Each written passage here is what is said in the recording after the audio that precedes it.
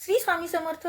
तर मैत्रिणींनो, श्रावणामध्ये आपण वेगवेगळे व्रत वैकल्य करत असतो. त्यामध्ये वरदलक्ष्मीचं व्रत आहे, सत्यनारायणाचं व्रत आहे, त्यासोबतच आपण शंभूंची मोठ्या प्रमाणात पूजा करत असतो.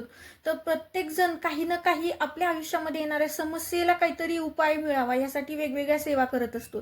तर असं समस्या नाही असा एकही व्यक्ती आपल्याला भेटणार नाही, कारण प्रत्येकाच्या आयुष्यामध्ये एखादी तरी अशी फेज येते की त्या फेजमधून जाताना म्हणजे ते कुठल्या तरी समस्येतून जात असतात. तर अशा जर समस्येतून आपण जात असाल तर त्या समस्येतून बाहेर पडण्यासाठी कलियुगामध्ये एक व्रत सांगितलेलं आहे. तर ते व्रत म्हणजे सत्यनारायण महापूजा. हे जर व्रत केलं तर आपण आपल्या आयुष्यात येणाऱ्या प्रत्येक समस्येतून बाहेर पडू शकतो. त्यामुळे श्रावणामध्ये बऱ्याच भगिनी माझ्या 5, 7, 9, 11 असं संकल्पयुक्त सत्य हे व्रत करत असतात. तर ज्या भगिनी माझ्या हे व्रत करत नाहीत तर त्यांनी कमीत कमी श्रावणामध्ये तरी हे व्रत करायला हवं. तर हे कसं करावायचं आहे, याचं उद्यापन कसं करावायचं आहे, कुणी करावायचं आहे, या माहितीचा सविस्तर व्हिडिओ आपल्या रेखा जगदंब या चॅनलवरती मी अपलोड केलेला आहे. आवर्जून स्किप न करता पहा. श्री स्वामी समर्थ.